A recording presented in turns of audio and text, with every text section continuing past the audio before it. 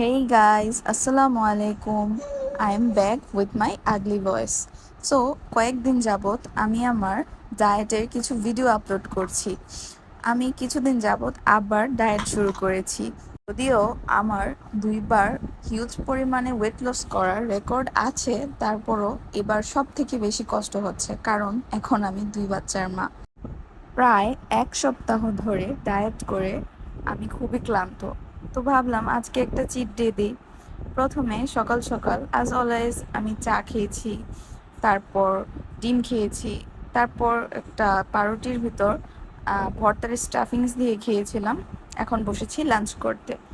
লাঞ্চে ছিল ঢেঁড়স ভাজি, বেগুন তরকারি মাছ দিয়ে এবং কচু, সাথে একটু ঘি এড করেছিলাম ফ্লেভারস বাড়ানোর জন্য।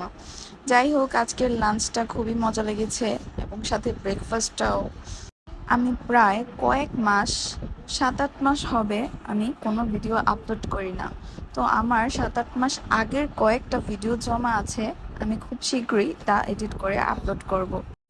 এই 7-8 মাস আগের ভিডিওগুলা যখন আমি আপলোড করব, তখন আপনাদের মধ্যে কিছু মানুষ দেখে ভাববেন না যে এখনও আমি আবার আগের মতো ঘোরাফেরা শুরু করেছি। আগে বেশিরভাগ ভিডিও আমি ঘোরাঘুরির দিতাম, তো সবাই মনে করতো আমার জীবনে কতটাই না চিল।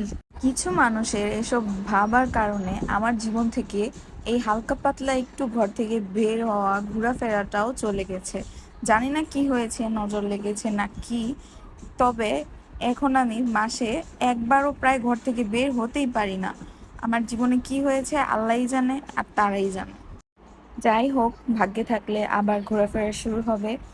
তো আজকে আমি লাঞ্চ শেষে খেয়ে নিয়েছিলাম একটা হিউজ পরিমাণের বড় একটা বার্গার, যেটা ছিল চিলক্সের চিকেন বার্গার।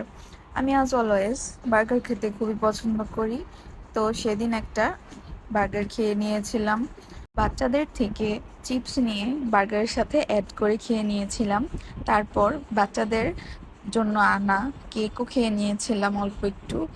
লাস্টে রাতের বেলা যখন একদম ঘুমিয়ে পড়েছি, তখনই আমার হাজব্যান্ড আমার ফেভারিট ঝাল পেটিস এবং সাথে একটা মিষ্টি পেটিসও এনে দিল আমাকে। আমি তাও মিস করলাম না, সেটাও খেয়ে নিলাম।